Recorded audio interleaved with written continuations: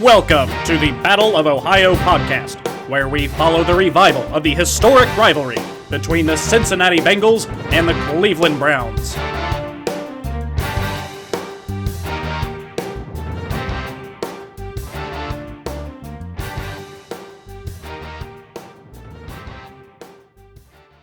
This is episode 60 of the Battle of Ohio podcast.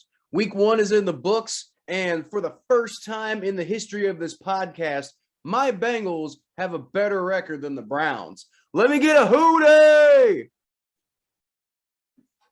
Man, look, man, we'll get to that.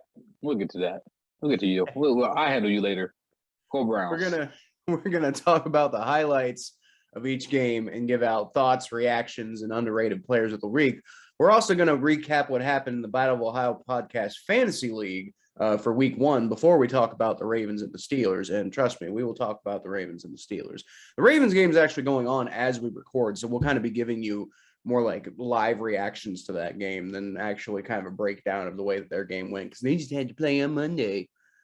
And speaking of which, Ben Roethlisberger looked like a broken down old man. Because why, Thomas? Because Pittsburgh sucks. Like, y'all suck, Pittsburgh. Like, Steelers suck. Y'all beat the Bills, but you still suck. Y'all suck.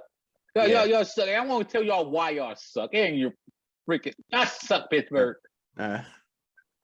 We will get to that at the – I can never work. I can never get a job ever in Pittsburgh ever in my life. Podcast. I'm surprised they let me. I'm surprised I didn't burst into flames when I walked into Pittsburgh, honestly. Like they don't want to. Don't want to get a job there ever. Like, you know. I can't imagine. I can't go to PNC Bank anymore. I forgot I that like was Giant Eagle. Shout out to Giant Eagle. There you go. Giant so what are you drinking tonight, Tom? Today I'm just drinking a Pepsi. Pepsi. There you go. For when you want to drink something that's way too sweet. Drink Pepsi. No, I ran out of Coke, so I started drinking Pepsi. I mean, I don't like cola in general. You call it cola? You call it cola? No. Cola. The it's a kind of pop. Like okay. Like as opposed to a citrus, which is kind of like Mountain Dew's like citrus. Pepsi. So you're going. Okay, I got you. So you're going like the dark kind. That's called a cola. So you're not just okay. So I was making sure that you like the whole argument if it's pop or soda. Like you don't call it cola, do you? No, that would be weird. Nobody calls it cola. People in the South call it Coke. Like even like no matter what it is. Terrell Phillips, the 3rd round pick, is being carted off the field as we speak right now. Let's hope it's nothing big. That's unfortunate. That is rather unfortunate.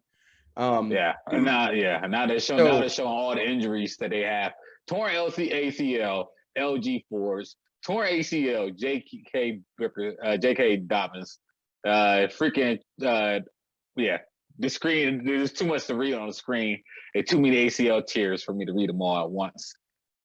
Man, way to just completely sandbag my beer intro, because I was gonna say something real positive, and you're out here like people's lives are being ruined, and I'm like, fuck. Sorry. Okay. Oh, they got 4 and out. Suck it, Baltimore. I'm sorry. I just really want the Ravens to lose. Go ahead, Kyle. But yeah, no, we both want the Ravens to lose. Fuck the Ravens. But anyway, I'm drinking a Big Wave Golden Ale from Kona Brewing Company because I am riding the sweet wave of the Bengals 1-0 start to the 2021 season. The first winning record the Cincinnati Bengals have had since 2016, maybe, I think. No. They got out to a good start in 2018. But definitely the first winning record they've had under Zach Taylor. So I'm not saying like we're going to the Super Bowl or anything just yet, but I am saying I'm riding nice and chill on this victory, and I'm enjoying it, and I'm gonna enjoy it. And fuck you. No, I mean, dude, enjoy that victory, man. Barrel look good. There's gonna be a lot more like that. Oh man, that defense looked good too. That defense gonna get better as they play together. That defense hopefully if we can get Trey Waynes back from injury, if we can get him to like ever actually take a snap for the team. The problem is he hasn't done that. We paid him like millions and millions of dollars to play football for us, and he has just been rehabbing the entire time. What you doing trying to catch that ball with one hand, you idiot? So Anyway. let's go ahead and do these game recaps. We'll start with my Cincinnati Bengals defeating the Minnesota Vikings in a game that honestly they should have won by way more. They shouldn't have let the Vikings back into that game.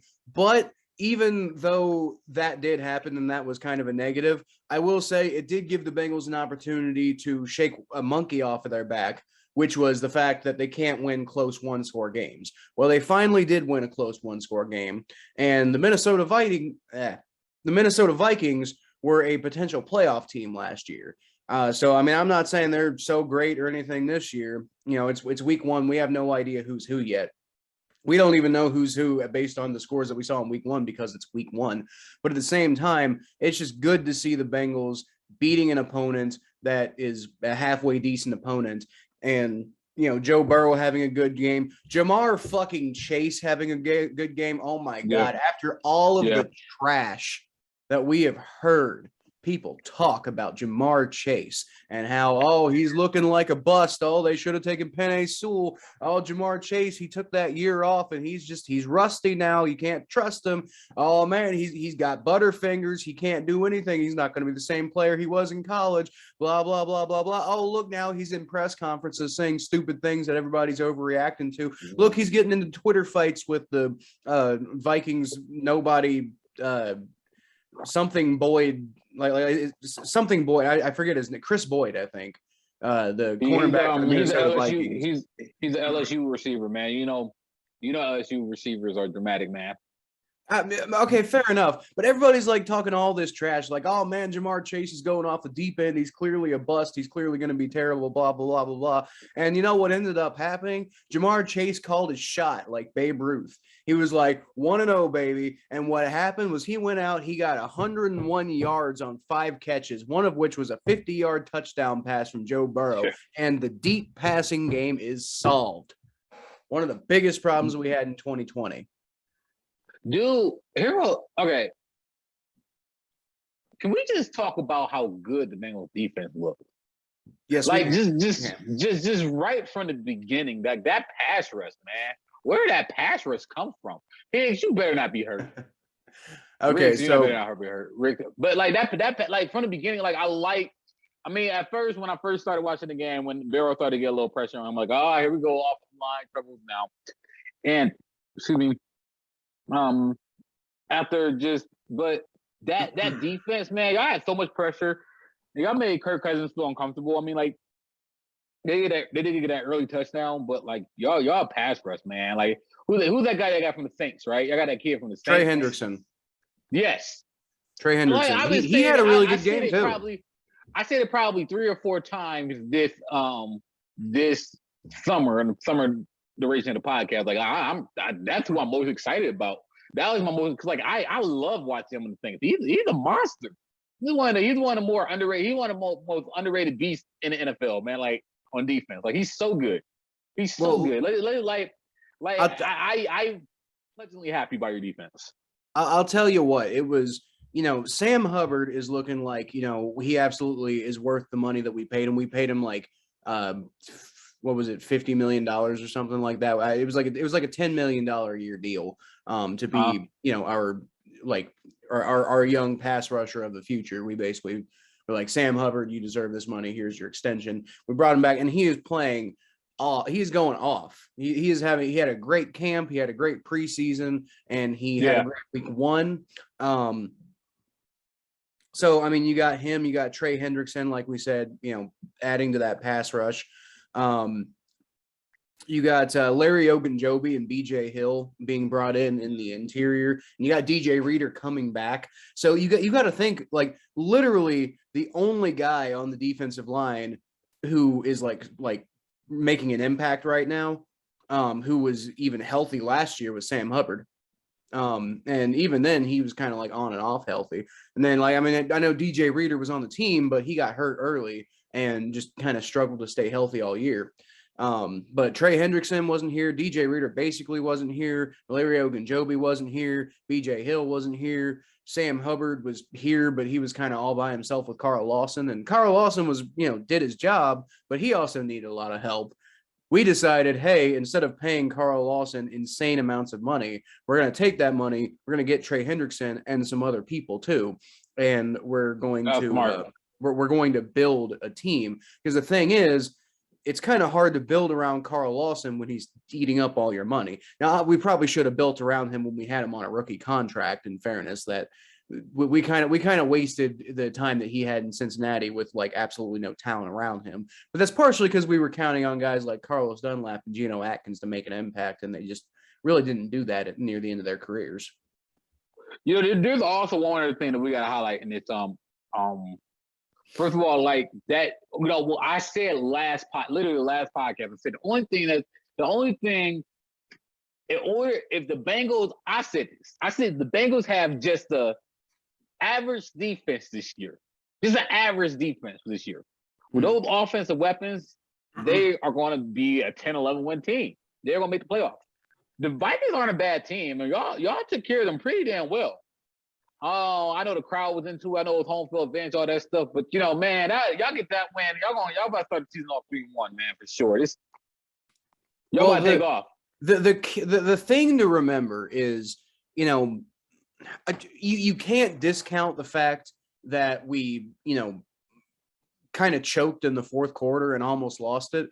But don't forget, we were kicking their asses up until, we had I'll say questionable fourth down conversion call that I actually at the time, me and my dad were at the game, and he was like, I don't like this call. I think it's stupid. And I was like, nah, I kind of see the call. If you've got a play that you like, if you think Joe Mixon can definitely get it.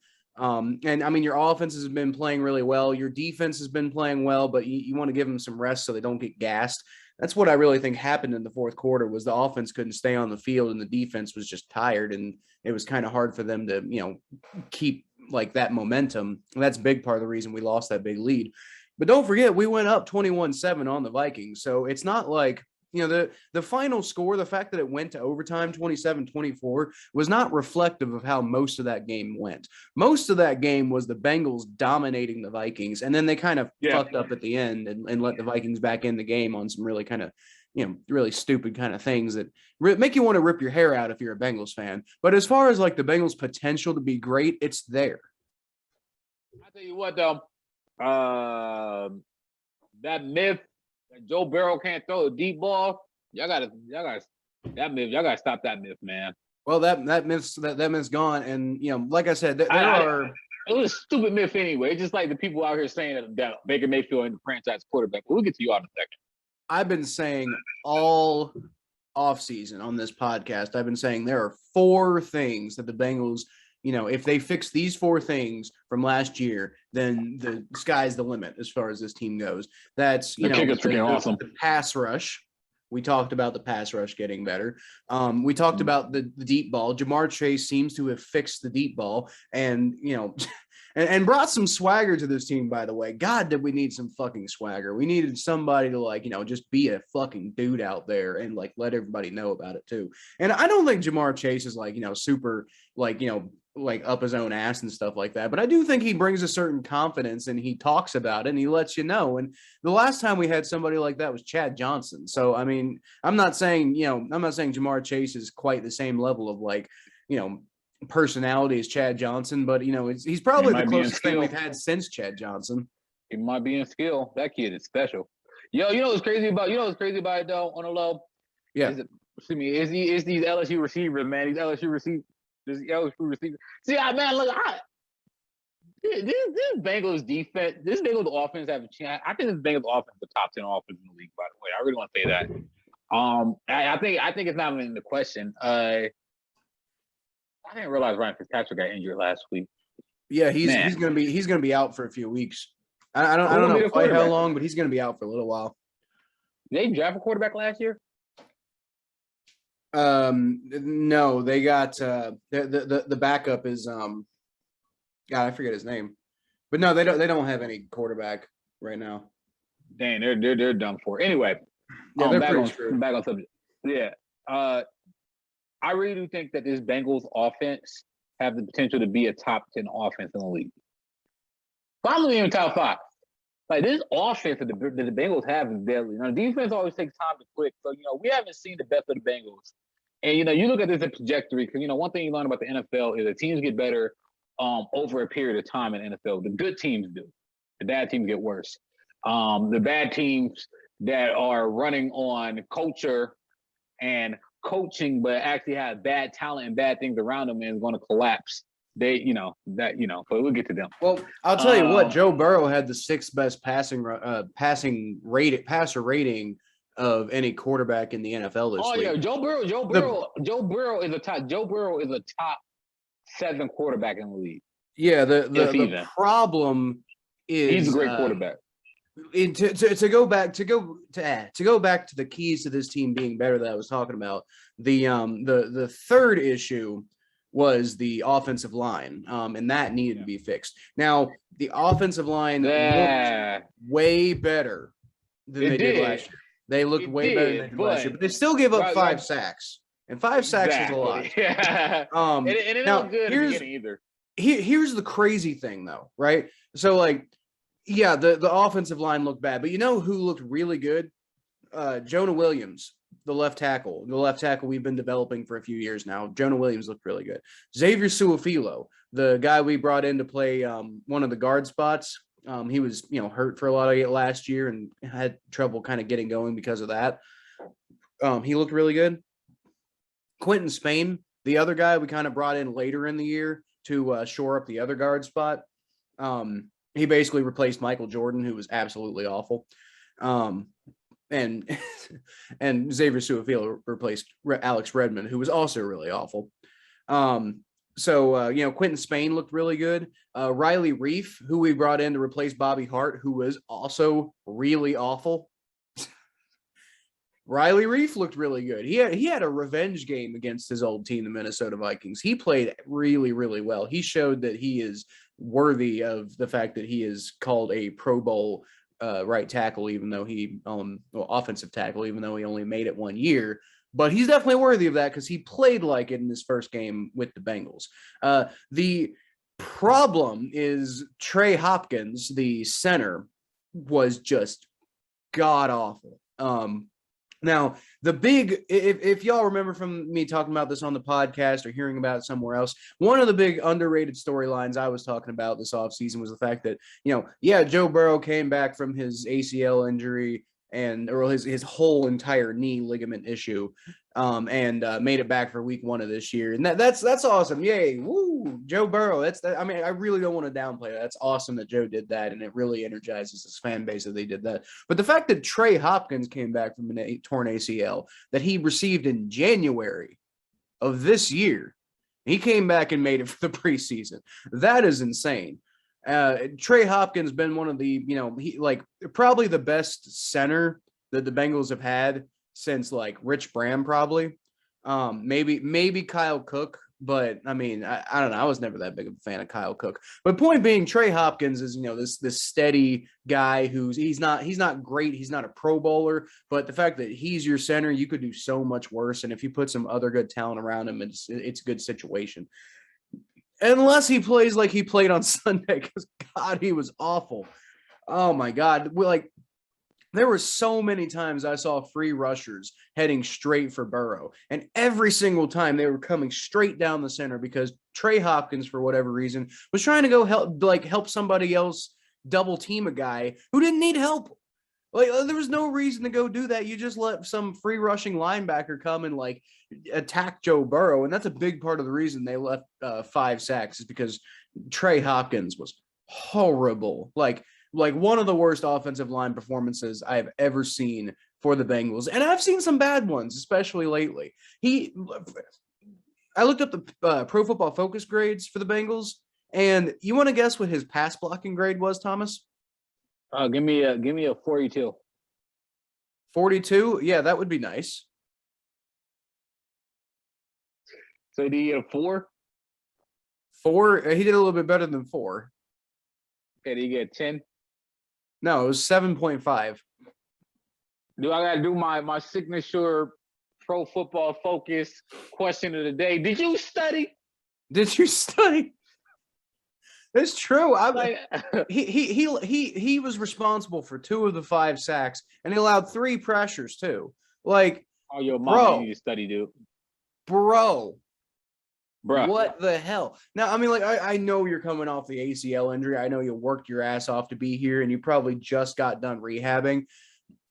But, I mean, the fact of the matter is he looked really unprepared.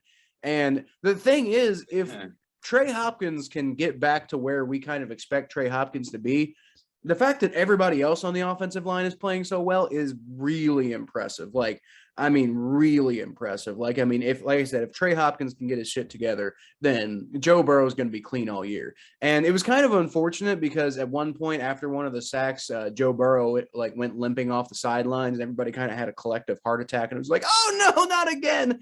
And he ended up on the exercise bike, and he was like, you could see he was visibly frustrated, and he was working through it.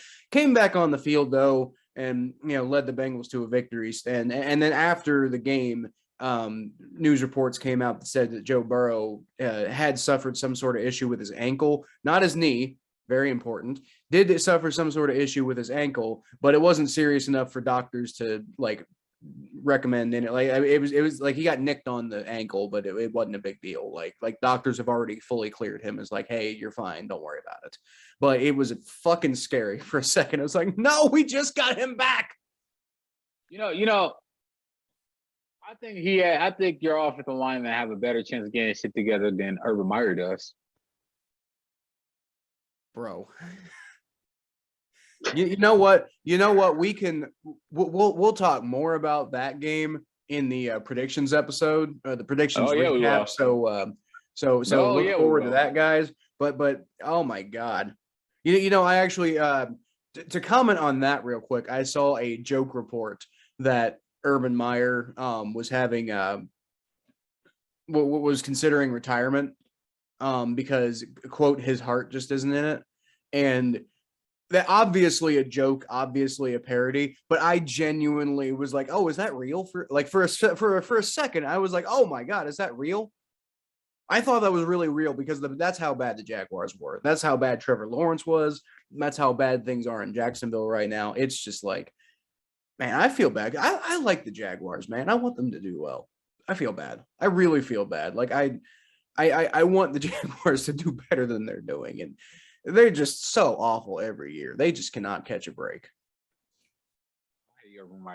By the way, shout out to Joe Burrow for rapping OU gear after the game. By the way, shout out to you. Did he do that? I didn't see that. Yeah. Freaking Ohio, and then OU all out. Oh, you go, Joe Burrow. All right. OU, oh yeah. OU, oh yeah. All right. So anyway, the fourth thing that I said the Bengals need to fix to be truly competitive this year. By the way, all the other 3 things have been fixed. Deep passing game fixed. Defensive pass rush fixed. Great. They did really well against Dalvin Cook too, by the way. Like, the run stopping, that was excellent as well. And we had some, up and down, but mostly good plays from the linebackers. And then offensive line. Again, Trey Hopkins is a problem, but Trey Hopkins was not the part we thought we needed fixed. The parts that we thought we needed fixed all seem fixed. The interior, like the guards are better. Right tackle isn't a glaring liability anymore. Frank Pollock seems to be improved. So now there's this new issue where Trey Hopkins is bad. But I'd say overall, the issues that we thought needed fixed on the offensive line have all been fixed.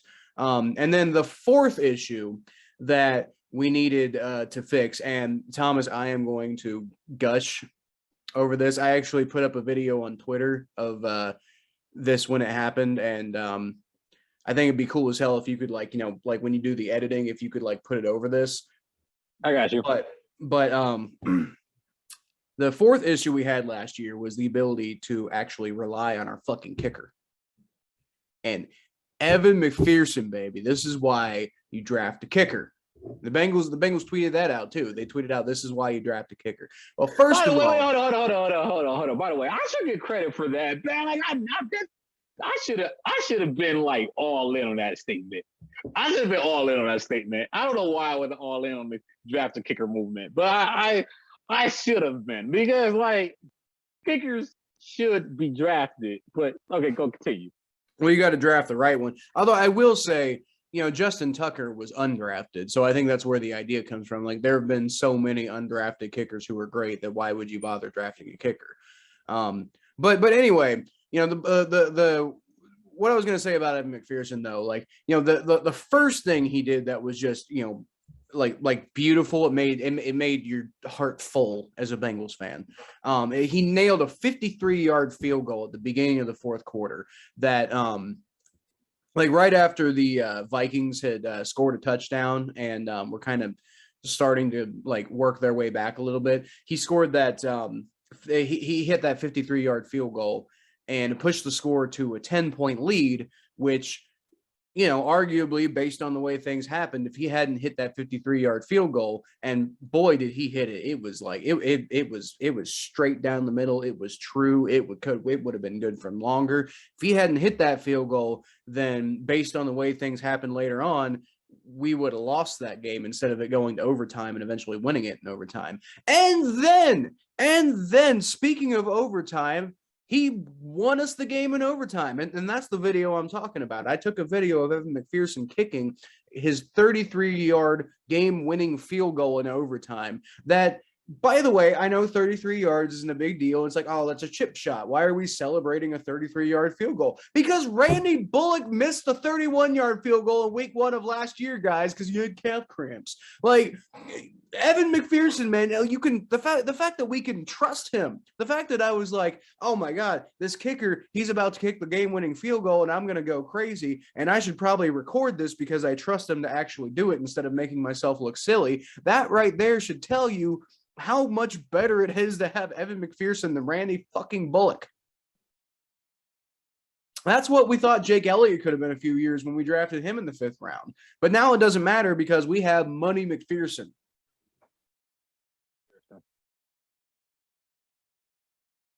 Oh, and by the way, Mike Zimmer, he hit that 33-yard field goal. And then right before he actually kicked it, Mike Zimmer tried to ice him with a timeout. Came back, didn't care. You could see that he had like the confidence in his eyes. Like, you can take a timeout. It's not going to bother me. When Randy Bullock got iced, he messed up after the fact. By the way, it's worth mentioning that statistically it's actually better to not ice the kicker. Well, if it depends on the kicker. If you're going up against like a kicker with bad nerves like Randy Bullock, then it's actually a really good idea. But if you're going up against a good kicker, then yeah, you're right. Well, the whole thing is that in reality, when you try to ice a kicker, you really just giving them more time for them to measure up the kick. Theoretically. You're giving them a practice kick. But that's the thing. You got to know who you're going against because like But some kickers, I promise you, Thomas, there were plenty of times when Randy Bullock, when they took that timeout to ice Randy Bullock and it worked. So it does work. But it depends on the kicker. But you can't do that against Evan McPherson. I mean, you could try, but it's not going to matter because he's going to hit it both before you call the timeout and after you call the timeout because he's money. You should probably get married to Evan McPherson, man. I'll pay for your wedding.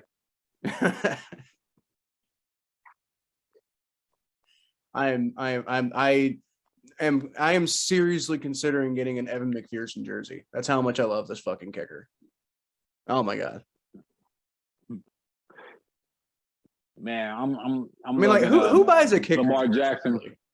I'm loving Lamar Jackson. Miss all these deep passes. Oh, that's a flag. God damn it. By the way, Andrews is a good ass tight end. Like, I heard somebody say that Andrews should be considered one of the best tight ends in the league for the Ravens. Yeah, he should. He should. No doubt. Yeah, Mark Andrews is a weapon. I honestly think like the only tight end that I'll take over him would probably be Kelsey. That's literally the only tight end I take in an entire league over him. Like honestly, like I take him over Gronk too. Like I legit would. He's a good tight end. He's a really good tight end. I had him on my fantasy team 2 years in a row. Gave me so many points. He's so good. He's so elusive. He catches everything. He's such a reliable source from Lamar Jackson. He blocks well too. Andrews is a good tight end. He like I said, Kelsey. That's it. Kelsey's the only tight end I take over him. Because how do you not take Travis Kelsey over him? But other than that, There is no tight end in this league that I'd rather have than that guy. Not a single one. I don't know about that. I'll take George Kittle and Darren Waller any day. Would you really? I mean, I think Mark Andrews Maybe is part Kittle. of an elite class of tight ends, but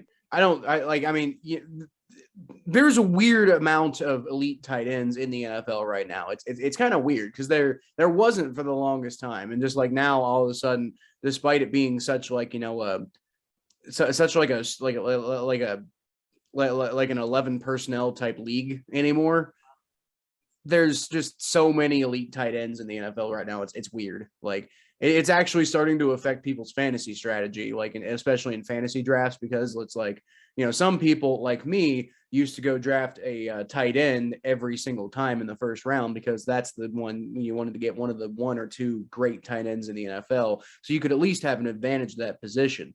But if you But now you can wait until like the 5th or 6th round to get a great tight end because there's just so damn many of them anymore.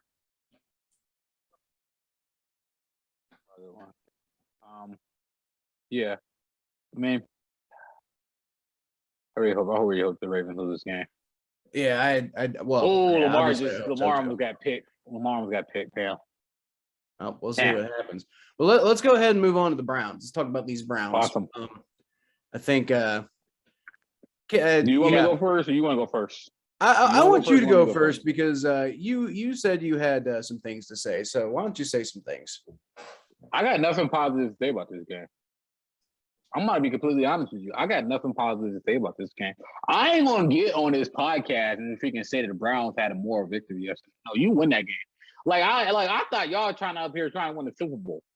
So I legit think the Browns have, all jokes aside, the Browns have a team that can win a Super Bowl, and the Browns should win a Super Bowl this year. The talent on this team is immense.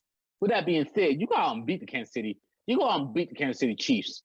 You're at 24-10? Yeah. I don't care if they got Patrick Mahomes. I don't care. Like all of that stuff, man. Because I hate it when people always say, oh yeah, well the Chiefs got this, the Chiefs got that. So who cares, dude? What kind of competitors are y'all? Anybody who plays sports, if I ever play a sport, I never, even if I'm going against the best player in the world, and I know I'm gonna get my butt kicked, I got an ego. If I'm out to do something, I'm out to win every single time. If y'all have the most talent in the league, y'all should not be afraid of anybody. And that includes Patrick Mahomes and the Chiefs. I never played a sport where I realized that my team was better and was afraid of the other team. Never. I'm never afraid of the other team. I'm never afraid of the other opponent. I'm out there to win every single time. Y'all gotta have that same mindset, Browns. I don't care that y'all had 3 good quarters. I don't care about that. Y'all didn't close the game out. Y'all didn't execute. Scottish Hammer got to stop fumble the ball. Y'all had 3 turnovers. Just take one of those turnovers away, we win that game. Nick Chubb is fumbling. The Scottish Hammer is fumbling a punt snap. And I know these are all execution things. I know the first thing people want to point to is them not playing preseason games. There's another excuse. I think they're full of excuses. I'm not making no excuses for this team. So let's just get that out the way. Let's just get that one out the way right now. Secondly, Baker Mayfield really freaking good most of the game. In fact, actually, Baker Mayfield looked good. Honestly, he only had one mistake in the game, and that was that interception, and he was hit from the back while he was throwing the ball. I mean, what can you say? He did everything he was supposed to do that game. Baker Mayfield looked good. And now you got people on the internet saying, oh, yeah, Baker Mayfield isn't a franchise quarterback because he didn't win the game against the Chiefs. What the hell is wrong with y'all people? What the hell is wrong with y'all people? He missed a game-winning shot, so he's not the worst player in the league. What? And what gets me is people on Cleveland Sports Talk Radio keep on moving back the bar on Baker Mayfield. So now it's like, I literally heard this on the radio today. Somebody said this exact thing on the radio today. Baker Mayfield is really good. He's going to pass for a lot of yards. He might throw a lot of touchdowns. He's going to win a lot of games. But is he the elite of the elite quarterbacks? No, he is not, and that disappoints me. We will not be able to win multiple Super Bowls with Baker Mayfield. Can we at least just win one, Cleveland? What is wrong with y'all? like that, like he's not our franchise quarterback because he's not the elite of the elite. I'm so confused of the bar that we're trying to set for Baker Mayfield. So, first of all, old Cleveland Browns fans, y'all suck. Shut the hell up. I say that on this podcast. Shut the hell up. Y'all Steelers fans, shut the hell up. Y'all quarterback sucks too. I'm rambling now. To get into the game, to get into positive though, the defense did look good. There was a lot of positive takeaway. The Browns, everything that I thought the Browns would do well, they did well. The offense looked good. Freaking Short, the receiver from Auburn, looks fantastic. He's fast off the ball. Nick Chubb, Kareem Hunt, they all look great. And there's only one ball to go around, but everybody was touching it. Everybody looked good. The only thing is, I didn't like the fact that we let off our aggression in the second half.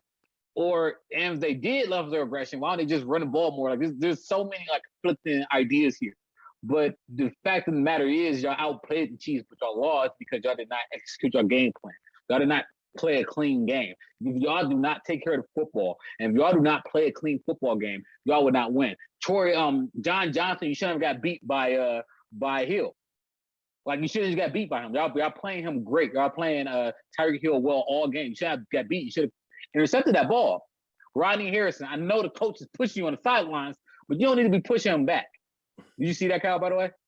I did. That was going to be one of the questions I was going to ask you is, why did he get ejected? Because I mean, like the push that I saw wasn't good, but at the same time, like I don't know. I feel like in the moment, that's like what the hell else are you going to do if you're in that position? Like, I mean, you're a player, you got the adrenaline going and stuff like that. A coach comes up and pushes you. Like, can we at least get the coach ejected too? Yeah, come back next week and play with bigger chip on your shoulder because that wasn't cool though. That wasn't cool that wasn't cool on the coach's part. But not only just that. So the defense didn't look bad, honestly. The defense did what they need to do. If you take away one of those turnovers, like you take away that muff punt, you probably keep the Chiefs under 30 points, which is phenomenal. That defense didn't look bad at all. And I know a lot of people think that they should fire Joe Woods after that game. I'm not feeling it. Clowney looked good, I'll tell you that for sure. And so there's their pieces. This defense needs time to gel. And they're going to gel with time. So I ain't worried about the defense. Honestly, I'm not worried about the team at all. The team's going to be fine. They're going to win 11, 12, 13 games this year. They look good. They look really good. They look really good. Like you said, they look dangerous like you said in that tweet. They look dangerous. And maybe I called that win a little premature. Isn't that quite a tone shift from what you just said about the Browns and like no moral victories? No, I don't got no, like that's what I'm saying. Like that's why I'm mad they lost.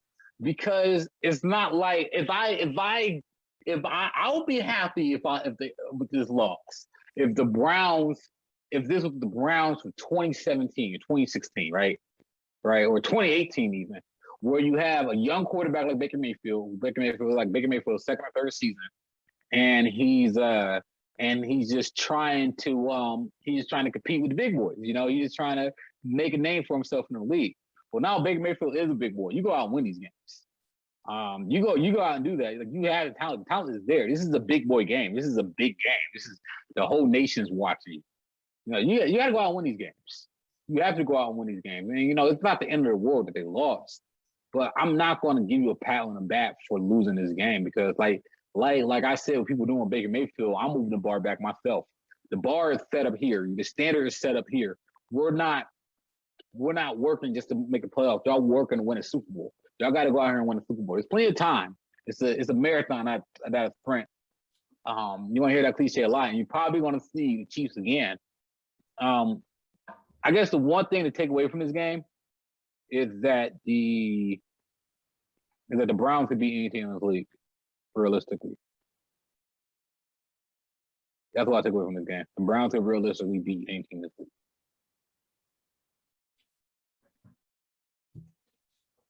They got to execute. You got to play all 4 quarters. What's your statement about this game, Kyle? My biggest takeaway is okay. So I think the big thing I wanted to talk about was Baker Mayfield. Okay, I'm listening. I believe that Baker Mayfield is taking more shit than he deserves for that. Yeah. Okay, so it was a game destroying interception. First of all, but at the same time, I feel like the Browns around him really should have. I feel like the Browns around him should have given him a little bit more help so that it didn't need to get to that position in the first place. But it was a bad interception. Let's not mince words here. But I felt like other than that, Baker Mayfield played pretty well. He didn't get the ball in the end zone, but I mean, then again, that's what you got Nick Chubb for. As long as he's not. I mean, every single time he got to the end zone, they either gave Nick Chubb or Kareem Hunt. Yeah, but that interception though, you're being hit from the back while you throw it, so shit happens.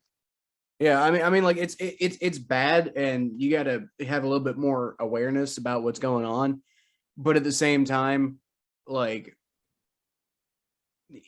actually heard somebody talk about it. They were saying they thought that he was basically trying to throw it out of bounds, and when he got hit, he was trying to throw it out of bounds. Yeah, he was. Yeah, he definitely trying to throw that out of bounds. And even as he was falling down, that ball still almost went over a dude's head, and then he was able to jump up. Because the guy to jump and catch it, and it wasn't it's like going up for a shot and getting blocked. Right, oh, block, bomb, and tumble. But at the same time, I like I said, I believe that Baker Mayfield is. I don't have much of a different opinion about Baker Mayfield than I had before this game. But I will say he's not Patrick Mahomes. And he kind of when the team collapses around him, Baker Mayfield is not going to galvanize the entire Cleveland Browns to just completely overcome all of their problems. Whereas Patrick Mahomes does that. But Baker Mayfield cannot do that. So if you're expecting this team to just have Baker Mayfield completely put the team on his back and he can put the team on his back, but with zero help, I don't know. I don't think that he's that kind of quarterback, and I don't think that you need to be that kind of quarterback to be, like you said, the face of the franchise. Is he? Like I said, he's not Patrick Mahomes. He's never going to be Patrick Mahomes. And I think we saw that this week. And I like I said, I think that that's okay. He doesn't need to be Patrick Mahomes, but the Browns need to be better around him too. It's not. Dude, honestly, I don't really think Baker really did it. Dude got hit from behind after he was thrown. That's gonna happen to any single player in the NFL. You get hit. It's physics. I mean, the thing is that, all right, so, some players would have been elusive enough to get up. He made every single pass he needs to make in the game. He made some good-ass passes that game, dude. I'm not even stunting that. Now, I'm not going to say that he's better than Patrick Mahomes. No, I'm not saying that at all. I do think Patrick Mahomes is the best quarterback in the league. It's just that, I just feel like at this point, we're just nitpicking. Aren't we? At this point? Yeah. I mean, you could definitely say that. Aren't we at this point? Do you see you could definitely say that we're nitpicking, but I also think it's also important to know who your quarterback is. You don't need Patrick Mahomes to win games. I mean, Joe Flacco won the Super Bowl. But he's better than Joe Flacco. But Baker Mayfield is leagues better than Joe Flacco. Baker Mayfield's probably the best quarterback. Definitely the best quarterback the Browns have ever had. He's probably one of the best quarterbacks in AFC North history. He's probably the best outside of Ben Roethlisberger obviously was great for a long time. I think Baker Mayfield's probably about on par with Carson Palmer right now. I think Joe Burrow have a higher ceiling. I think Joe Burrow. Well, yeah, Joe Burrow, think, obviously, yeah, but I mean, Joe Burrow's also like hasn't even played 16 NFL games yet, so let's pump the brakes on where exactly he's at. But I don't. But here's the thing, because on the low, like both Baker Mayfield and Joe Burrow, they rely on their arm to beat you. And I know Joe Burrow's athletic, but like Joe Burrow's he's an arm talent. All right. So, all right. Do I think Baker Mayfield will ever be the best quarterback in the league? Not with Patrick Mahomes. I think Joe Burrow's ceiling is always going to be Drew Brees. That's his ceiling. That's a dream. That's what I hope he could be. But even still, Drew Brees at his best wasn't Patrick Mahomes. Shit, Drew Brees at his best. I would take Drew Brees at his best over Aaron Rodgers, honestly. Believe that or not. I wouldn't, Cal. Yeah, it depends. If you have Sean Payton as your head coach, then sure. But at the same time, that was part of the thing. Like, don't forget, Drew Brees was like, a solid. Drew Brees was basically what we think of it. Like Drew Brees was basically on par with what Baker Mayfield is now when he was in San Diego. He didn't really become like, the Hall of Famer Drew Brees until he went to New Orleans and Sean Payton got a hold of him. Well, I mean, Sean Payton's a phenomenal coach. And then, you had the same situation with Kevin Stefanski. So I think Odell Beckham, I think Baker Mayfield's going to be fine. I think Baker Mayfield's going to be a quarterback for the next 15 years. But I just think that people who are blaming this on Baker Mayfield and the quarterback, I need y'all to stop doing that, because the fact of the matter is, that pass was alarming. It was a bad pass in the game. I give you that.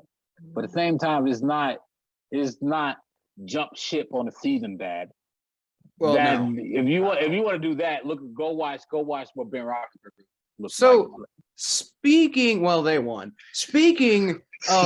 Odell Beckham Jr., what's going on with him? Because I'm fairly uninformed on what's going on with Baker Mayfield. Could you explain to me what's going on? You mean Odell Beckham? Odell Beckham. I did the same thing you did. I am fairly uninformed on what's going on with Odell Beckham right now. Could you explain for me a little bit? I think everybody's uninformed what's going on with Odell Beckham right now. So you're not in solo company. Okay, here's the matter. Here's the fact of the matter. The report came out that he did not feel ready, and I'm not. After all that talk, this is what I want to say. I think that it's a mature decision not to play. Honestly, it's probably the right decision, because I don't equate those two words together. Odell Beckham Jr. and mature. That doesn't. I know. I want to say this for now. Also, that was a terrible punt return or kickoff return. For right now, at this very moment, it's a mature decision. We're going to see. This is one of those wait and see things. But if you come out opening day, it was 80 something degrees out there. Mm-hmm. Yeah, so I was thinking that myself. Like that stadium was really hot. Derek Carr almost ran to a fan. I was thinking that in my head too. Wait a minute, 80's really not that bad though. It was 80, but you got to be like, you got 80 is really hot when you're crowded by 80,000 people around you. I mean, I guess I went to the Bengals game and it was like 90, and I was fine. Well, anyway, it was a hot game. People were getting cramps and stuff, and I just feel like he said that he didn't feel good coming to warm-ups. Coach said it didn't look good. The doctor said he was clear, but he said he didn't feel right. If you don't feel right, you don't feel right. Fine. Because honestly, Grant Delpit did the same thing. Grant Delpit tore his Achilles last year. He didn't feel right in warm-up, so he didn't play. But, it's a mature decision. The Browns are very big on this. Unlike the Ravens, the Browns are very big on making sure you are 100% healthy or as healthy as possible before you play, because they do not want to risk injuries. The whole point is that we're gonna need Odell Beckham for the duration of the season and later in the season. Take as long as you need to make sure you're 100% healthy. The only thing before you say something, I gotta say the only thing that's alarming to me is like you said, Kyle. You talked all this smack this offseason. You said you was ready. You told everybody you was ready. You looked ready. Everybody's sitting. You look faster in camp. All this stuff, and you're not playing. And it wasn't anybody else's decision but yourself. So I mean, I'm just cautiously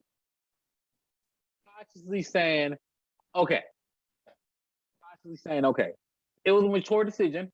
I get it. I played sports, so I was like, you know what? I don't want to play because I just not feel very healthy yet. If you want to take another week, just get yourself right, fine. It's a cautious, okay. Cautious, okay. That's it. That's all I'm saying. That's all I got. Go ahead, Kyle. You go ahead and roast them. Well, I don't know, man. I don't really understand what's going on with Odell right now. I understand the Browns trying to be cautious with him. I understand the Browns trying to be, potentially cautious with the injury going on there. But I mean, I don't know. It reminds me of a lot of situations that Odell's been in his career where it doesn't seem like his head's in the right place to me. Now this is all speculation. I don't know the man, but I've seen a lot of similar situations like this, and I that's always been my criticism of Odell Beckham Jr. throughout his whole career, not just in Cleveland. That's just, I guess, is your head in the right place? I don't know, because the whole thing is that he's not.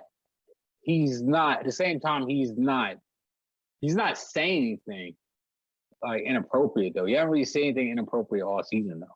Well, no, but it's not about that. It's like, like, where's your focus right now? Like, I mean, yeah, but I mean, it's like, especially that's what I'm saying. Like, I can't roast him exactly. Well, no, you can't, because we don't have the facts. You can't exactly say anything specifically because you don't have the facts. I'm just saying that's what it's kind of feeling like to me right now. It's not. My whole thing is that he might come out next week and just ball out. He might take next week off. He might not play till week 5. So like I don't know. And my answer, if you don't play next week, my same answer is gonna be like, yeah, I don't know, man. I don't know. Like, I get that whole SpongeBob, hey, SpongeBob, make some Krabby Patties. I don't feel like it. Yeah. See, I don't know. I'm kind of getting like similar vibes from Trey Waynes, because I mean, and that's different. Like, we've literally never seen him take a snap in a Bengals uniform before. And we paid him all this money, and I'm just like, bro, where are you? Right? We got Eli Apple starting, and you want to talk about somebody who had a terrible game. It was a big part of the reason why the Vikings almost came back and won that game, is because Eli Apple couldn't tackle and couldn't cover. We could have had Trey Waynes starting, and Trey Waynes, one of the best run support cornerbacks in the NFL, and also playing against his former team, had a really good camp. I mean, I was like, Trey Waynes is going to come in. He's going to do so good. And he ain't playing. I don't know, bro. He's got some sort of hamstring issue. Last year, there was the whole thing about the contract. He was just like, oh, blah, blah, blah, my contract, they haven't really signed it, and I'm not working out yet. Because what if I get hurt? What if I tear a pectoral muscle while I'm working out? Signs a contract. Suddenly he's got a pectoral muscle injury. It's like, wow, that's interesting that you literally just said, what if that happens? And then it just magically happens. Like, I mean, man, I don't know. I'm not trying to say anything specific. I'm not trying to accuse anybody of anything. I'm just saying, Trey Waynes, where the fuck are you? Like, I mean, the Bengals are paying you all this fucking money, and we can really use your help right now because Eli Apple fucking sucks. I think Odell will be fine though. I think I don't. If Odell, honestly, dude, if Odell felt like he did not have, if Odell felt like that he wasn't fully healthy coming out the gates, and that's a physical game you're gonna play against the Chiefs. To not play and ramp up that quickly against a team like the Chiefs, That's a big ass. That's a big ass. And I get it. I get it. You're playing a position like receiver where you get hit hard and you haven't got hit hard. I get it. But you know, you got to week 3 for me. That's kind of how I feel about Trey Waynes. Like, bro, we've actually already got information that he's not going to be playing in week 2, and I'm just like, bro, dude, what are you doing? I mean, like the whole thing is you're warming up though. Like he's warming up, he's practicing everything. He just, yeah. You bet. I hope he plays next week though. I really do hope he plays next week because I want to see Odell next week. I really do. I want to see. I got tickets to the game next week. I want to see Odell Beckham touchdown. Odell Beckham touchdown. We'll see. We need to go ahead and move on though. We need to go ahead and move on to the underrated players of the week segment. So this, for those who don't know, is where we give out an award to a Bengals and a Browns player. Each of us, me and Thomas, both give out an award to a player who we feel doesn't get enough credit for the way they played this week, or just in general is a not very highly credited player and deserves a bit of a shout out because they typically kind of fly under the radar. So I'm going to go ahead and start with for the Browns. I believe that David Njoku should get the underrated player of the week award. Because, like, I mean, man, David Njoku, he had, like, all this potential getting drafted in the first round and everything. It kind of seems like he's become a bit of an afterthought after being overshadowed by Austin Hooper. And, but, I mean, he had a hell of a game on Sunday. He only had 76. Nobody really broke out for the Browns in the receiving game because Baker Mayfield was spreading it all over the place. But he led the team in receiving yards with 3 catches for 76 yards. But I was looking up the Pro Football Focus grades. He was unbelievable as a blocker, man. Like as a pass blocker, he scored 87.8, and as a run blocker, he scored 91.4. Like, you remember like last year when I was talking about like, hey, Thomas, y'all got like all these tight ends. And it sounds like David Njoku doesn't want to get lost in the shuffle. Maybe you could trade him to the Bengals, who need some fucking tight ends. And oh my God, another part of the reason that Joe Burrow got sacked 5 times is because they were putting they had Drew Sample, our young tight end, blocking Danielle Hunter at one point. Like, I really don't understand. Like, we got 5 capable linemen right now. We should, well, maybe not Trey Hopkins, but point being, we supposedly have a solid line right now. Why are we leaving Drew Sample one-on-one with Danielle Hunter? It just makes no sense. But man, I wish the Bengals had some tight ends who could block. Like, man, David Njoku, I don't necessarily know if he could stand up to Danielle Hunter, but I mean, he can make a better impact than freaking Drew Sample did. God. Man, okay, that's a good one. For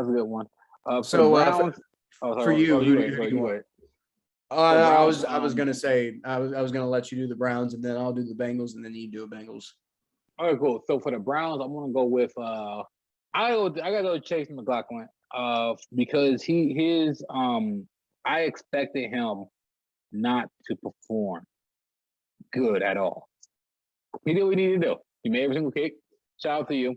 That's why you're underrated, because you perform at the level you're capable to perform. And I know I can go with other people. I know I can. But you know what? Y'all lost that game, and I'm very mad at y'all. Give an award to the kicker. Because he did his job. He did everything that he was supposed to do. If you had got a game when a kicker would have made it, I don't know. But he did everything he was supposed to do. So shout out to you. That's fair. That is absolutely fair. So for the Bengals. Oh, did you have something? Can I do the Bengals first? No, I was gonna think I do the Bengals first because I don't want you to steal my player. Oh, go ahead. All right, can I do it? Is it okay? Go ahead. Awesome. You like you're off. You wasn't expecting me to go first. Okay, I'm excited about this one. I put a lot of thought in this one actually. The person I'm going with is BJ Hill. Fuck you, goddammit. That's why I knew you was gonna go with him. That's why I had to go first. All right, go ahead. Talk about it. Talk about it. Now I got to come up with another. Because like you know the Bengals better, and it's gonna be a lot harder for you to come up with somebody than me. So I knew I had to go first here. I knew that I had to go first with BJ Hill. All right. First of all, man, you know what? I got some stuff to say about BJ Hill, so I'm still gonna say it. I got to find a new player now. First of all, BJ Hill is such an obvious choice because who the hell is BJ Hill? Well, let me tell you who BJ Hill is. Because I didn't even know who BJ Hill was until I was freaking like, who is this guy getting these sacks? Like, who is this dude? And I looked him up. I'm like, oh, okay, I'm gonna use him as an underrated player of the week. I'm gonna get him before Kyle gets him. I literally thought this while I was watching the game. I was happy to stop, and I was waiting for this moment. So BJ Hill had over the last 2 seasons, right? 2 sacks. He had 2 sacks yesterday alone. He had 5 sacks in 2018, but since then he haven't done diddly squat. So BJ Hill looks rejuvenated. Got out of New York. He escaped New York, and he looks good in a Cincinnati Bengals uniform. Shout out to you, BJ. Yeah. So BJ Hill, for you know. To remind people of who BJ Hill is, well, BJ Hill is that dude that we traded for Billy Price. Like, you know, like if y'all remember back in the 2017 or 18 NFL, let's say. So he's in his 4th year now. Yep. So that'd be 2017, right? 2017 yes. NFL draft, I think, with Billy Price was our first round draft pick in that class. And man, we needed a center. And that we ended up getting Trey Hopkins, who's been holding down the position since. And the fact that Billy Price lost his starting job to an undrafted player like Trey Hopkins is ridiculous. He was starting to come along a little bit. It might have been the 2018 draft now that I think about it, because he was talking about Frank Pollock in his rookie year, and that's the year we had Frank Pollock. But anyway, point being, Billy Price was starting to come along in camp, starting to show that he's got, you know, maybe the potential of being like a good, like, you know, backup player. But I mean, the thing is, this kid, first of all, just having that first round pedigree, being like this kid was like once a first round draft pick, maybe you can unlock him. It's a good selling point for trades. So, I mean, there was a lot of talk about, you know, oh, could we maybe trade Billy Price and flip him for somebody like a late round draft pick, or maybe like a player who's probably going to get cut from another team or something like that. And I don't know if BJ Hill was on the was about to get cut by the Giants, because BJ Hill did play when he was playing, which wasn't a lot because that Giants defensive line was stacked. And he didn't get many opportunities to start because that Giants defensive line was stacked. But when he did get the opportunity to play, he played really well.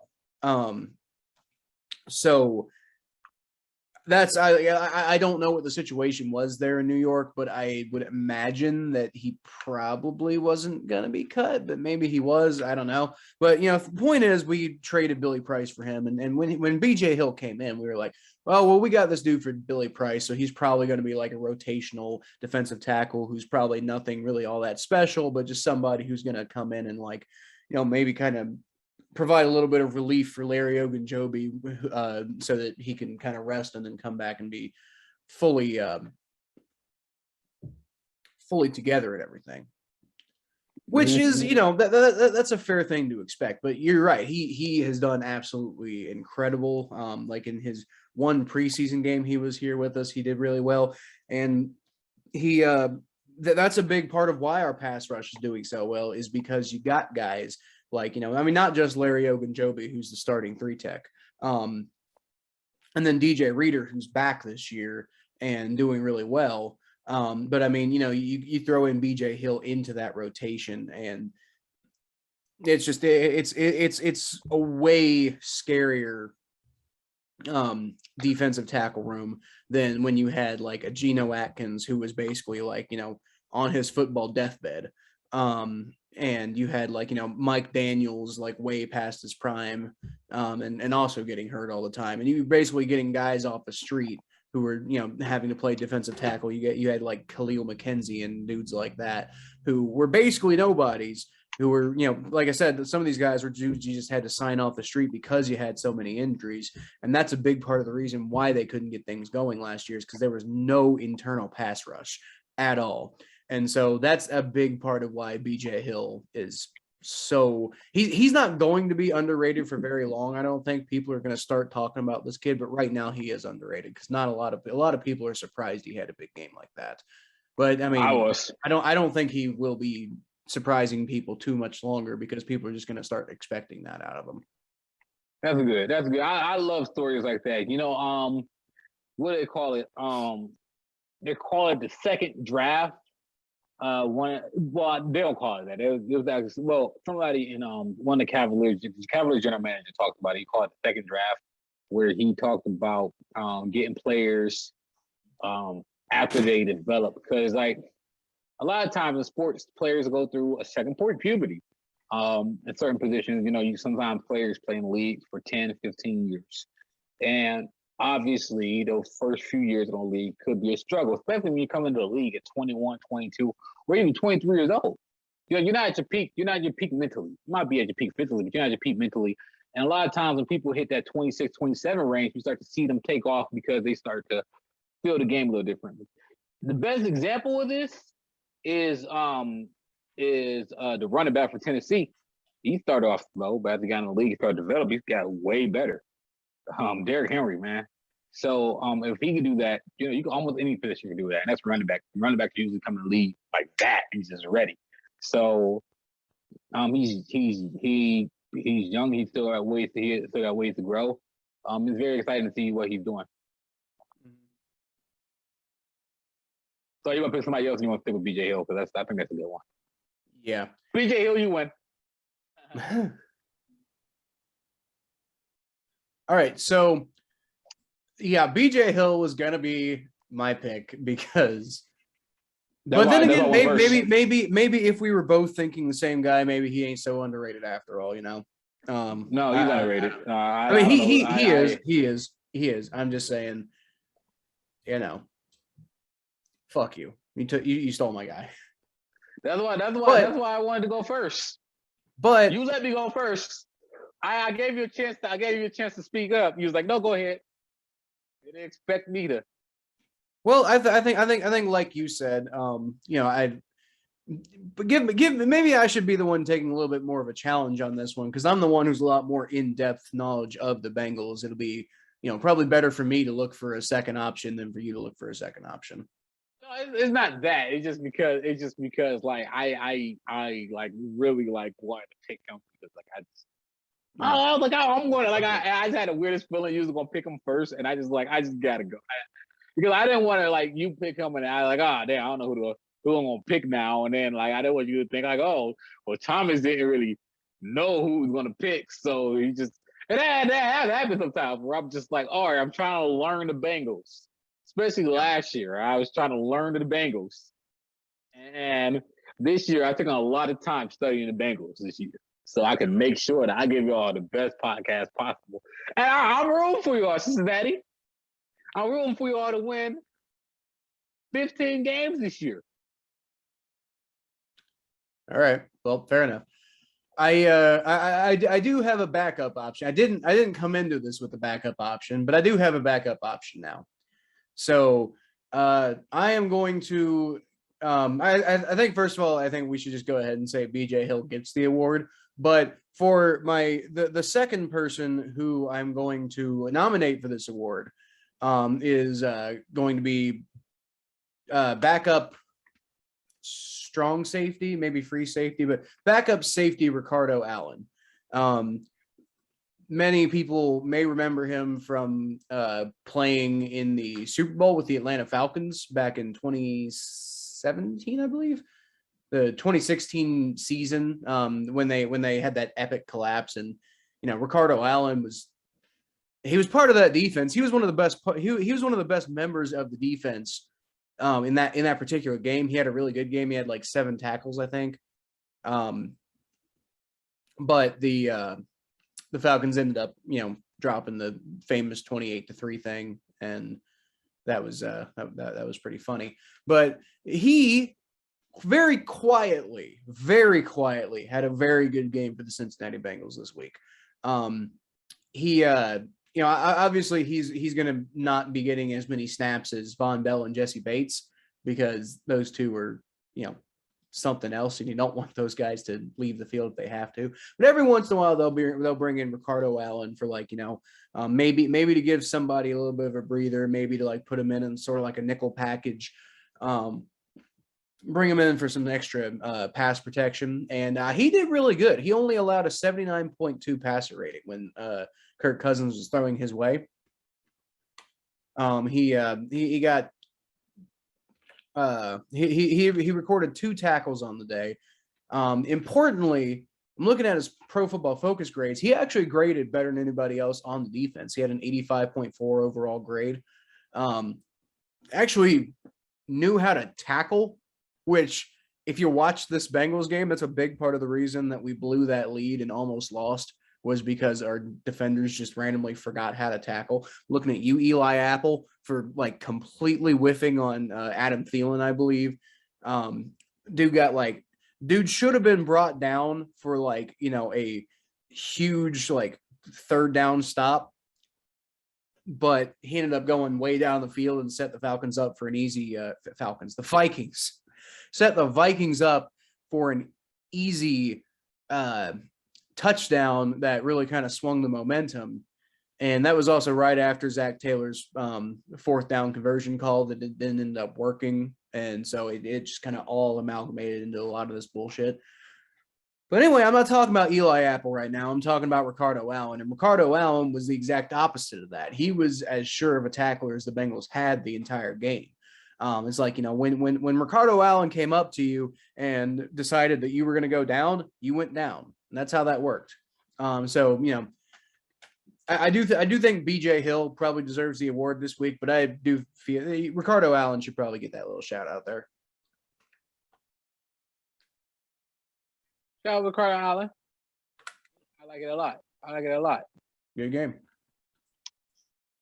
All right, tell me when we get to talk about the Steelers again, because I'm ready to just roast them. Oh wait, we got to talk about the fantasy first, right?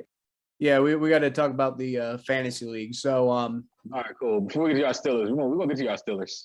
So Lamar just fumbled. Oh, did he? Shit.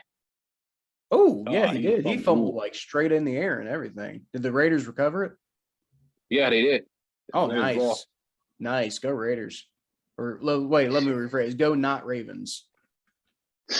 Go not Ravens. There we go.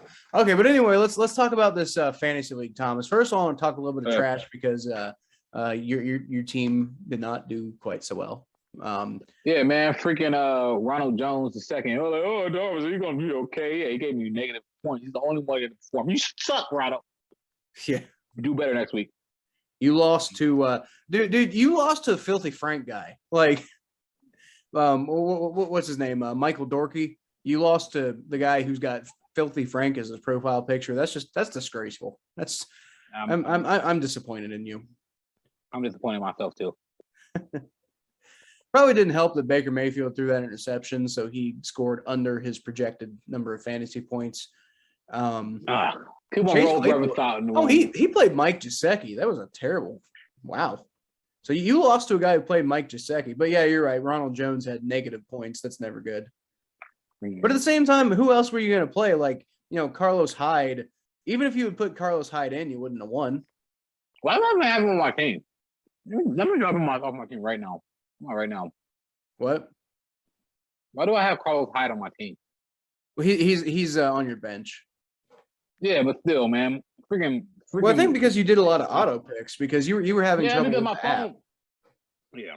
Well, yeah. You see, I knew I should use my computer. Yeah. Looks like Kareem Hunt had a good game for you. Yeah, he did. Chris Godwin too had a really good game. Yeah, he did.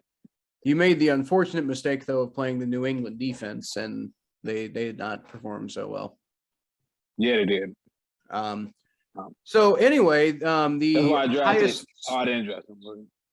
The highest scoring team of the week. Now it's not over yet. I still got Daniel Carlson, the kicker of Las Vegas. We'll see what how many points he gets. But and I left Mike Williams on the bench. But the highest scoring fantasy team in the league this week goes to the Mixon administration, my team. Take that, Brad. The annexation of Puerto Rico. Yeah, Brad. Yeah, Brad. Yeah, yeah, Brad. Brad. Such a great guest. Nobody likes Brad.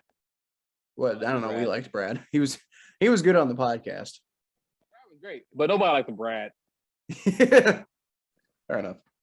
So that leaves me, Ian Plank, who's commanding the team Burrow's left leg, Cameron Matthew with Renegades, Christopher Deaton with All About That Bosa, Michael Dorkey with Hanging with Hernandez, and the fucking bot team that like I think I told you Nick Boley, I think, accidentally created a second team. And so now there's a bot team in there. And the bot team fucking won. And actually, I just lied. Thomas.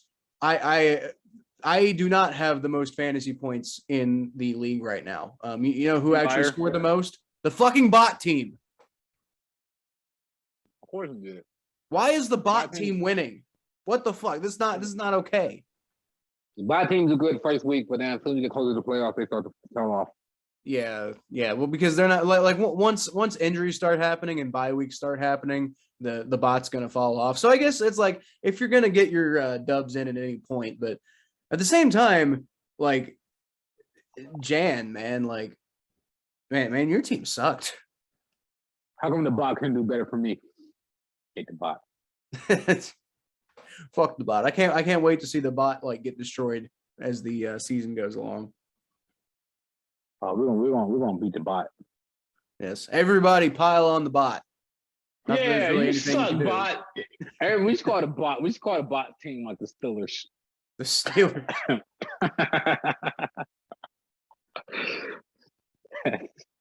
You suck, Pittsburgh Steelers. I'm never gonna be able to get a job in Pittsburgh ever. That's okay. That's okay. Why would you want a job in Pittsburgh? I don't know. I don't at all. I don't know why we even want to move to Pittsburgh. Like not even nothing against the city, because city Pittsburgh is not bad. It's just the fact that like if I want to move out of Ohio, I'm going to move out of Ohio. Right. Why would I move to another Midwestern city? That'd be like me moving to Milwaukee. I'm gonna move out of Ohio, move to Milwaukee. Like why? Like nothing against Milwaukee, but if I'm moving out of Ohio, why would I move to Milwaukee? Milwaukee is when you move out of Milwaukee to move to Cleveland. Like, let's be honest here. If you're moving 6,000 miles, it's not that much. If you're moving 600 miles or however far it is, are you going to go 600 miles to Cleveland? You're going to add an extra 400 miles and just move to New York. Let's be real here. Anyway. Second. All right. So I guess that's pretty much it for the fantasy recap for this week. So let's go ahead and move on to the state of the AFC North. So I guess first of all let's talk about this Ravens game that is still currently going on right now. It's 17-10 in the it's 17-17. Oh, it's 17-17. I guess I'm a little behind. Well, so where it is for me right now is Derek Carr just handed off to Josh Jacobs, and there's the touchdown. Okay, so Josh Jacobs with a 20-yard touchdown to put the Raiders tied 17-17 with the Ravens with 9:18 left in the fourth quarter. And man, I'll tell you what, honestly, like the Raiders have looked really bad for like most of when I've been watching this. The Raiders just look really bad. So the fact that the game's tied right now, like I haven't really seen much of the Ravens looking particularly bad, but the fact that the game's tied right now, I don't know, what does that say about the Ravens? Because like the Raiders have been looking really sloppy today. I told you, man, the Bengals and the Browns are the best two teams that the AFC knows going to come out of the Bengals and the Browns. By the way, Josh Jacobs was really good, man. God, he's such a good running back. Like that's the Ravens aren't a bad team. They're like not a bad team. They're not a great team. They're not a bad team. I mean, like they don't get credit for like how mediocre they are.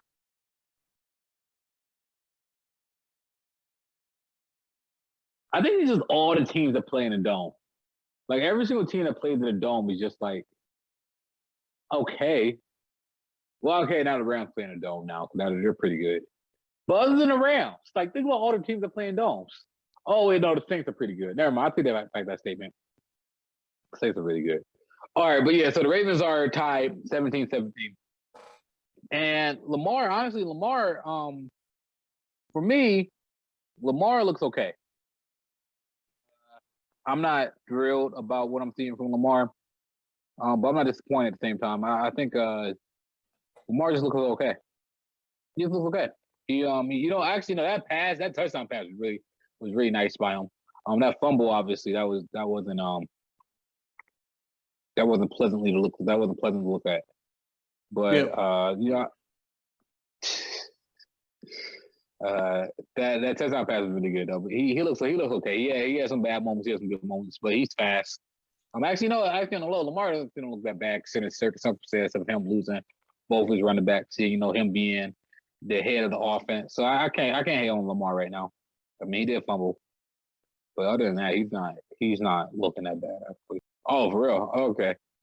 But I can't wait till we go to the Steelers though, because I got their stats all up on my screen. I'm ready for y'all.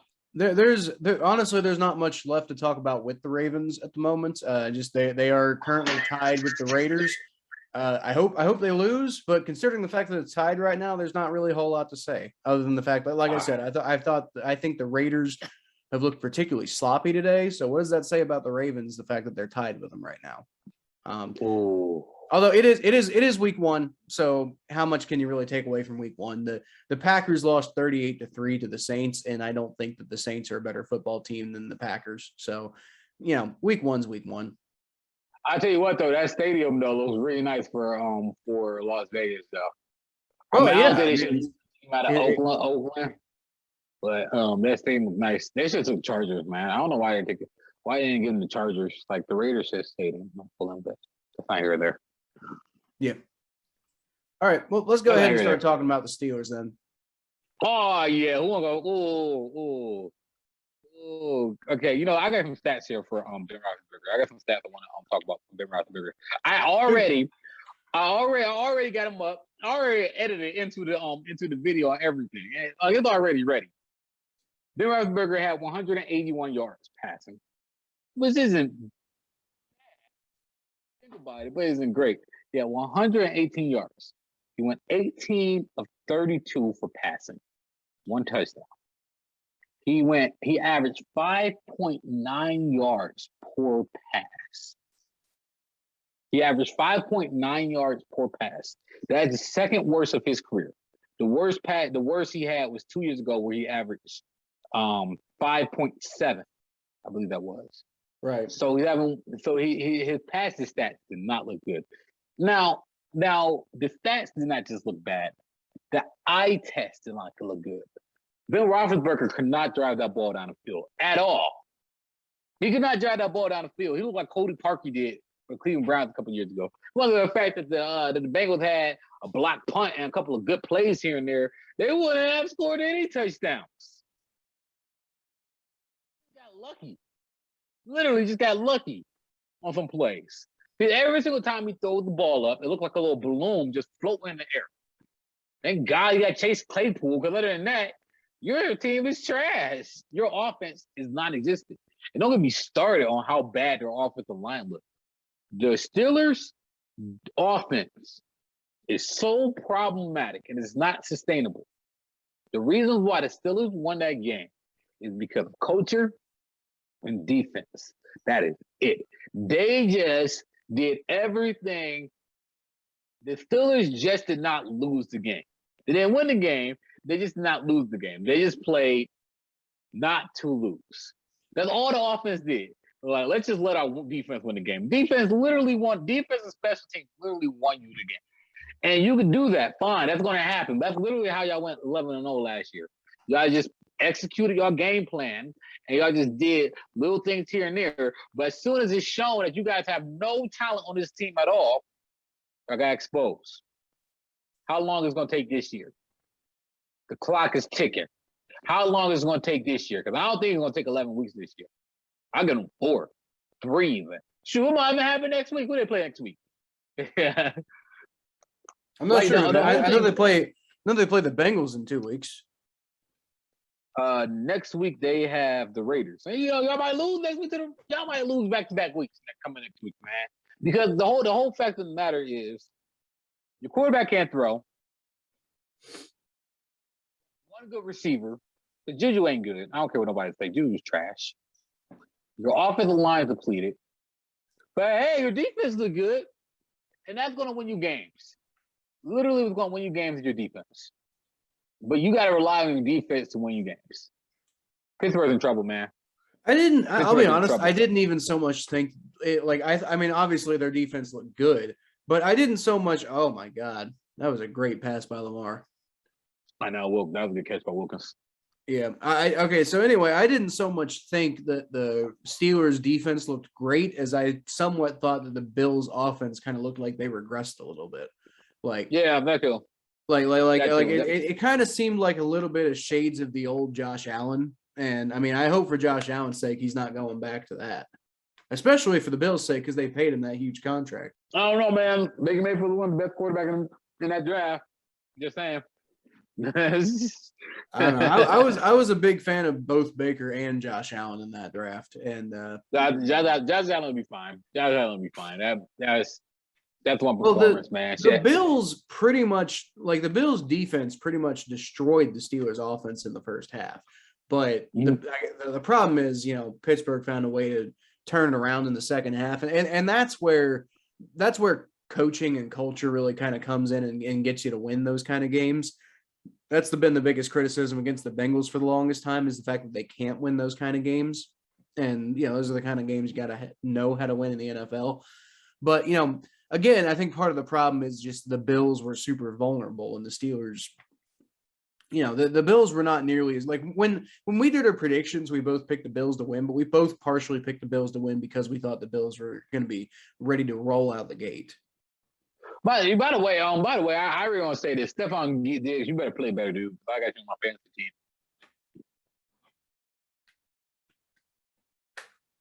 Yeah, it can't be turned in performances like that if you want to win a fantasy championship. Yeah, Stephon. But I got other for real, Ben Roethlisberger looked awful, man. He just barely completed half of his pass attempts. Was only able to get the ball in the end zone after being set up with excellent field position when the Bills failed a fourth down conversion in the fourth quarter. It's like he only really managed to do what you needed to do when it was handed to you on a silver platter. A huge reason why the Steelers won that game is because they blocked a punt and returned it for a touchdown. I mean, those are just kind of random ass heads up plays. And, the fact that it got done is, good on the Steelers for getting it done. But at the same time, it's was it a convincing win? No, it really wasn't. I didn't realize that Ben Roethlisberger was I didn't realize Ben Roethlisberger was 39. I thought he was 37.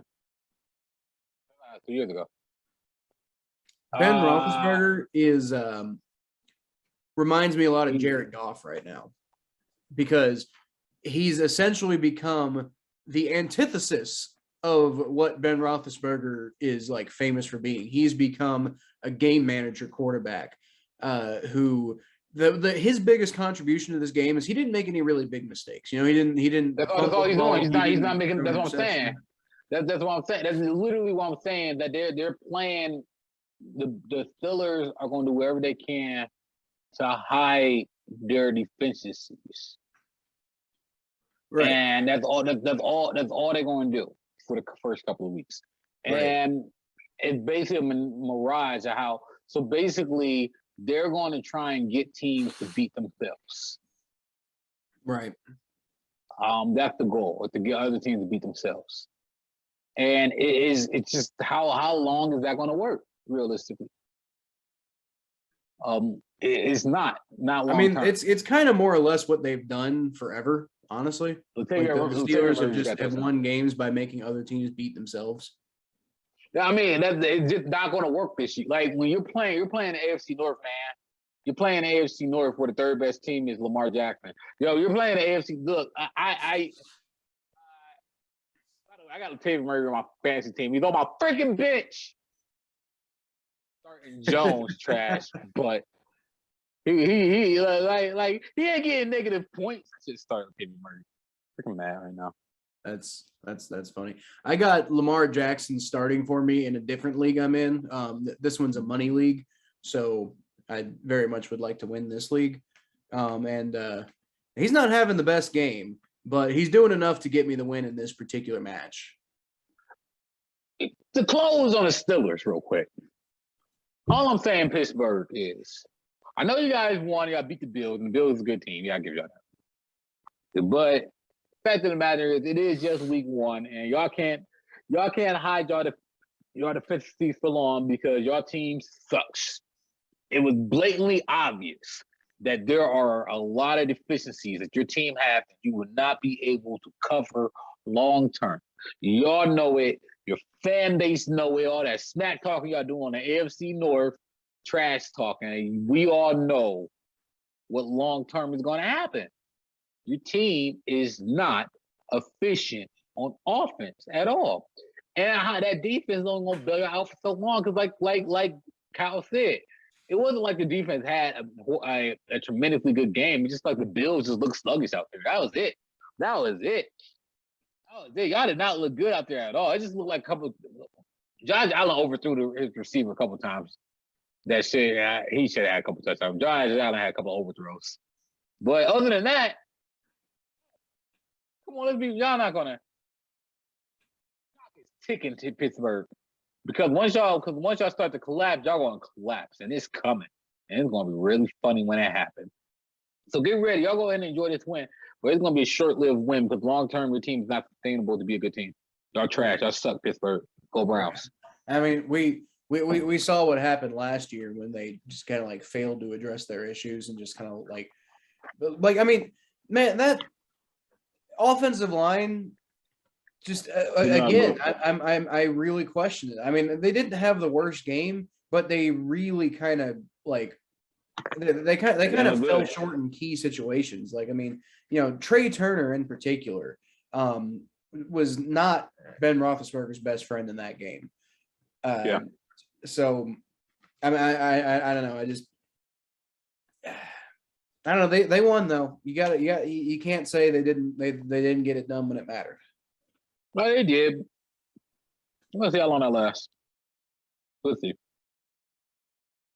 We will see. All right. We will see. Well, I think that's probably going to do it for this episode of the Battle of Ohio podcast, guys. Thanks for listening. If you got anything to say, if you didn't like anything that we said, or you did like something that we said, go ahead and talk about it down in the comments. It helps us out. Or maybe hurts our feelings if you don't like us, why don't you do that? But also it helps the channel out. So, let us know if you have any topics that you want us to discuss. Hit one of us up if you want to come on an episode, because we're more than happy to have people on. It's always a fun experience when we can have some of the fans on. We actually got a guest coming on next week to help me preview the Bengals Bears game. Awesome. That's going to be fun. But don't forget like, subscribe, like the video, subscribe to the channel.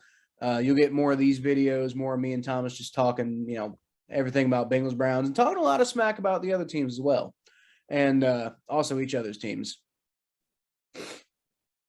But anyway, you can find more of what I do at Kyle Phelps 92 on Twitter and Facebook.com/thephelps. And Thomas, you can find him at T_star94 on Twitter and Instagram. And go check out his YouTube page, which is the Thomas J Network. It's got good stuff on there. So, yep. Thanks for listening, everybody. And I will leave y'all with a Who Dey. Go Browns.